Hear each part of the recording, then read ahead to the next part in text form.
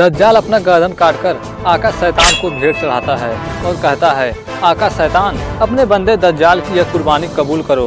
तभी उसके आका शैतान की आवाज़ आती है, दज्जाल, तूने आज अपने सर की कुर्बानी देकर मुझे खुश कर दिया है। तेरी यह कुर्बानी हमने कबूल की।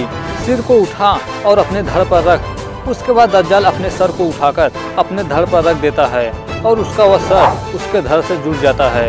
और उसका आका शैतान कहता है, जाओ दज्जाल, अपनी तीसरी और आखिरी रस्म को इस दुनिया में शैतानी ताकतों को फैलाओ, नेकी और अच्छाई का नामो निशान मिटा दो।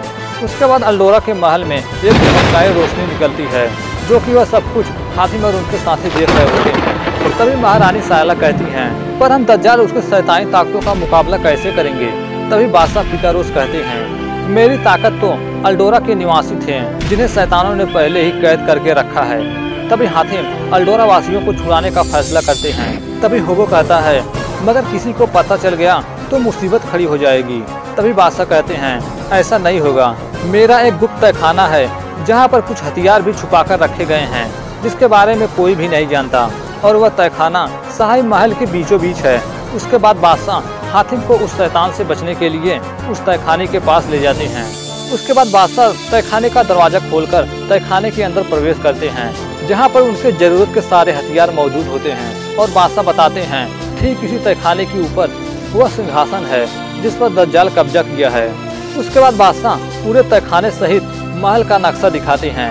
उसके बाद हातिम अपना अगला प्लान बताते हैं और उस प्लान को पूरी तरह से समझाते हैं।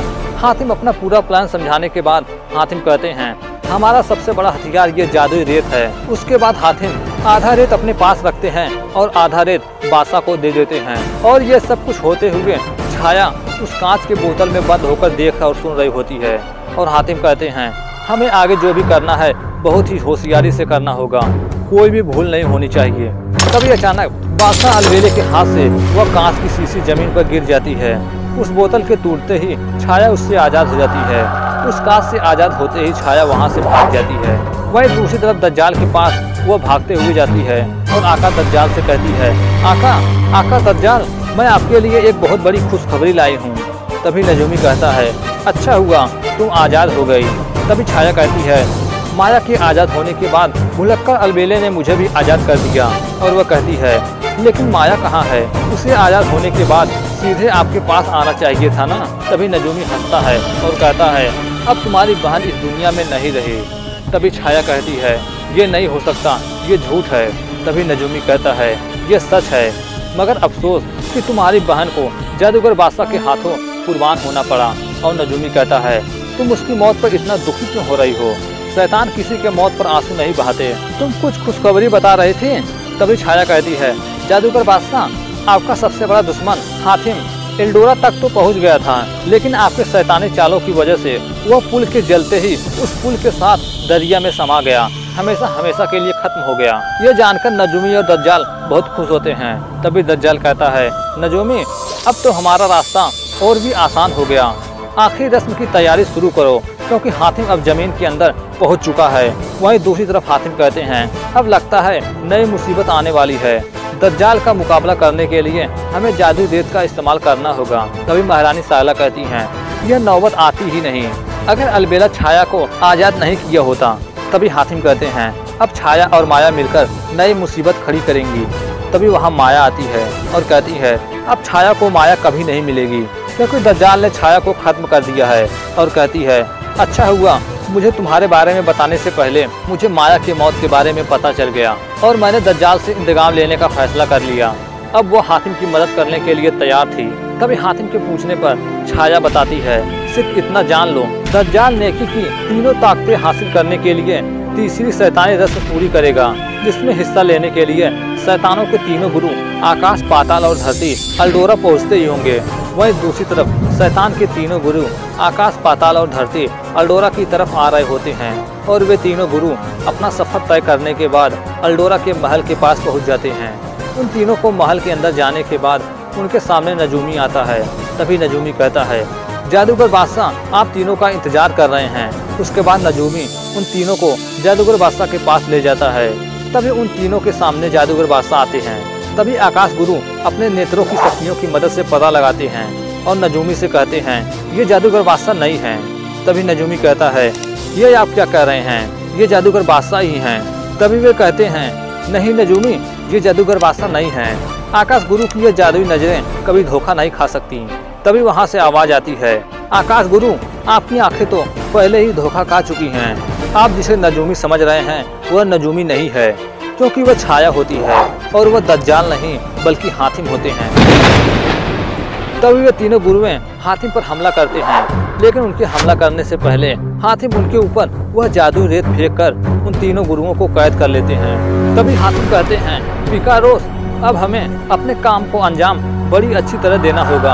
आप और सायला इस जादुई रेत के सहारे एल्डोरा के लोगों को आजाद करने के लिए जाओगे और हम बाकी रेत के सहारे दज्जाल से मुकाबला करने के लिए जाएंगे। वही दूसरी तरफ 7 सितारे एक सीधी रेखा में आ रहे होते हैं। वही दूसरी तरफ नजूमी कहता है, जादूगर बादशाह, आज 21 दिन हो गए हैं, 7 सितारे एक दिशा में आ गए हैं। अब तीसरी और आखिरी रस्म इन सितारों की दिशा बदलने से पहले हमें पूरा करना है और इस तरह हमारे पास सिर्फ 2 घंटे बाकी हैं, सिर्फ 2 घंटे। उसके बाद वे तीनों गुरुएं वहां उपस्थित होते हैं, जो कि वह कोई और नहीं बल्कि हातिम, होबो और अलबेले होते हैं। वहीं दूसरी तरफ बादशाह पिकारोस और सायला उस कैद खाने की तरफ जा रहे होते हैं, जहां पर एल्डोरा के निवासी कैद होते हैं। वहीं दूसरी तरफ दज्जाल अपना रस्म शुरू किया होता है, जो कि वे लोग अपना मंत्र पढ़ रहे होते हैं, शैतान अलन छूछी अगड़म बगड़म तिगड़म छी। वहीं दूसरी तरफ सायला और बादशाह उस कैद खाने के पास जैसे ही पहुंचते हैं, वैसे उनके सामने कुछ सिपाही आ जाते हैं। तभी वे सिपाही जैसे ही उन पर हमला करने वाले होते हैं, वैसे ही उन पर बादशाह उस जादुई रेत को फेंककर उन्हें खत्म कर देते हैं। वहीं दूसरी तरफ वे सभी लोग अपना रस्म शुरू किए होते हैं। तभी आकाश गुरु यानी हातिम कहते हैं, जादूगर बादशाह, मैं मंत्र पढ़ता जाऊंगा और आप इस दौरान सबसे पहले आप इस चमत्कारी तलवार को शैतान के कदमों में रखना होगा, फिर अपनी जगह वापस आ जाना होगा। तभी दज्जाल उस चमत्कारी तलवार को शैतान के कदमों में रख देता है। वहीं दूसरी तरफ पिकारोस उन सभी लोगों को आजाद करके वहां से निकल चुके होते हैं। वहीं दूसरी तरफ वह रस्म शुरू होता है। तभी धीरे धीरे हातिम उस तलवार की ओर बढ़ रहे होते हैं और उस तलवार को हासिल करने के लिए जा रहे होते हैं। तभी दज्जाल कहता है, रुक जाओ, यह क्या कर रहे हो आकाश गुरु, यह तलवार रस्म पूरी होने से पहले कोई नहीं उठा सकता। तभी हातिम कहते हैं, यह तलवार मैं उठा सकता हूँ। तभी हातिम अपना चेहरा दज्जाल को दिखा देते हैं। तभी हातिम जैसे ही उस तलवार को उठाने वाले होते हैं, वैसे ही दज्जाल आकर हातिम को पकड़ लेता है। तभी दज्जाल और हातिम के बीच लड़ाई शुरू हो जाती है। तभी हातिम, दज्जाल और उनके सभी साथियों के बीच काफी समय तक लड़ाई चलती है। तभी पिकारोस के वासी मिलकर दज्जाल के सैनिकों पर हमला कर देते हैं और यह लड़ाई काफी समय तक चलती है। लेकिन अंत में हातिम जैसे तैसे करके दज्जाल के शरीर से उस जादुई कवच और उस जादुई मुखौटे को दज्जाल से छीन लेते हैं। उस जादुई मुखौटे को छीनने के बाद हातिम उस तलवार को भी हासिल कर लेते हैं। तभी दज्जाल हातिम पर कई खतरनाक वार करता है, लेकिन हातिम बच जाते हैं। तभी जैसे ही दज्जाल दूसरा वार करने वाला होता है, वैसे ही छाया हातिम के सामने आ जाती है। तभी हातिम उस जादुई रेत को दज्जाल के ऊपर जैसे ही फेंकते हैं, वैसे ही नजूमी दज्जाल को लेकर वहां से गायब हो जाता है। लेकिन दज्जाल के हमले से छाया पूरी तरह से घायल हो चुकी थी और कुछ ही समय बाद छाया की मौत हो जाती है। लेकिन दज्जाल वहां से भाग चुका था। तभी सायला कहती हैं, अब जरूर दज्जाल कोई न कोई हरकत जरूर करेगा। तभी हातिम कहते हैं, अब दज्जाल कुछ भी नहीं करेगा, क्योंकि 2 घंटे पूरे हो चुके हैं और 7 सितारे भी अपना दिशा बदल दिए होंगे। अब दज्जाल के पास हमारे एक भी हथियार उसे हासिल नहीं हो पाएंगे, क्योंकि उसके हाथों में ना ही वक्त है और ना ही हथियार। उसके बाद एल्डोरा के बादशाह हातिम का शुक्रिया अदा करते हैं और कहते हैं, अगर शहजादे हातिम न होते तो हम दज्जाल से यह मुकाबला कभी नहीं जीत पाते। और अपने प्रजा को कहते हैं, शहजादे हातिम के दोस्त होबो, अलबेरे, रंगीले और मलिका सायला भी हमारी काफी मदद की है। उसके बाद हातिम उन सबसे विदा लेते हैं, क्योंकि हातिम को दज्जाल के 5वें सवाल सच कहने में राहत का जवाब पाने के लिए उन्हें वादिये जंजाल का सफर शुरू करना होता है और उनके पास वक्त भी बहुत कम होता है। उसके बाद हातिम मलिका सायला का वह जादुई मुखौटा और बादशाह अलबेला का जादुई कवच लेकर वादिये जंजाल की सफर की ओर निकल पड़ते हैं। वह दूसरी तरफ दज्जाल कहता है, न जाने हर बार क्यों हातिम हमारे रास्ते में क्यों आ जाता है, जो मैं जीती हुई बाजी हर बार हार क्यों जाता हूँ। वही दूसरी तरफ हातिम वादिये जंजाल की तरफ बढ़ रहे होते हैं। सफर पूरा करने के बाद हातिम वादिये जंजाल के दरवाजे के पास पहुँच जाते हैं, लेकिन वह दरवाजा बंद होता है। तभी हातिम समझ जाते हैं कि इन तीनों हथियारों की मदद से इस दरवाजे को खोला जा सकता है। उसके बाद हातिम उस जादुई कवच को उस दरवाजे में बने निशान में लगा देते हैं और साथ ही उस मुखौटे को भी लगाते हैं और अंत में अपने जादुई तलवार को उस दरवाजे के अंदर रखते हैं। उन तीनों हथियारों को लगाने के बाद वह दरवाजा खुल जाता है। उसके बाद हातिम और होबो उस दरवाजे के अंदर प्रवेश करते हैं। दरवाजे के अंदर जाने के बाद दरवाजा फिर से बंद हो जाता है। अंदर जाने के बाद होबो कहता है, कमाल है हातिम, बाहर तो दिन था मगर यहाँ रात है। तभी हातिम कहते हैं, मत बोलो होबो, यह वादिये जंजाल है। आगे चलने पर उनके सामने दो चांद दिखाई देता है जहाँ के नज़ारे बहुत ही खूबसूरत होते हैं। तभी हातिम कहते हैं, याद रखना होबो, हमारे लिए खूबसूरत नज़ारों की मंजिल अक्सर खतरनाक होती हैं, जो कि खतरों की शुरुआत हो चुकी थी।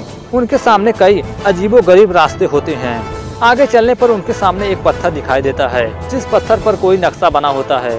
तभी हातिम कहते हैं, हो न हो ये नक्शा वादिये जंजाल का है। जिस रास्ते पर दो नक्शे दिखाई देते हैं जिसमें नदी की तरफ बढ़ने वाला एक रास्ता होता है और एक रास्ता होता है जिसमें एक छोटी सी पहाड़ी के ऊपर एक खूबसूरत सा घर होता है।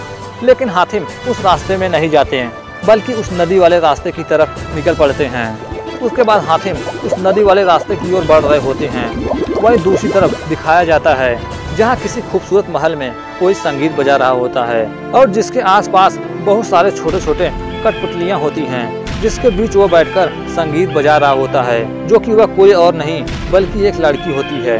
तभी अचानक उसके पास एक पत्थर प्रकट होता है जिसमें होबो और हातिम को देखा जा सकता था और वह कहती है, वादिये जंजाल में मुसाफिर, मगर ये क्या, ये मेरे घर की तरफ नहीं कहीं और जा रहे हैं। इसका मतलब मेरा जादुई नक्शा इन्हें गुमराह करके यहाँ तक लाने में नाकामयाब हुआ है। लेकिन किस्ता कभी हार नहीं मानती। उसके बाद वह उस पत्थर को निगल जाती है और वह अपने कठपुतलियों से कहती है, अपने नए मेहमान के स्वागत के लिए तैयार हो जाओ। मेरे पुतलों, मेरे बेटे टोटो की खातिर मुसाफिरों को यहाँ आना होगा, यहाँ उन्हें आना ही होगा।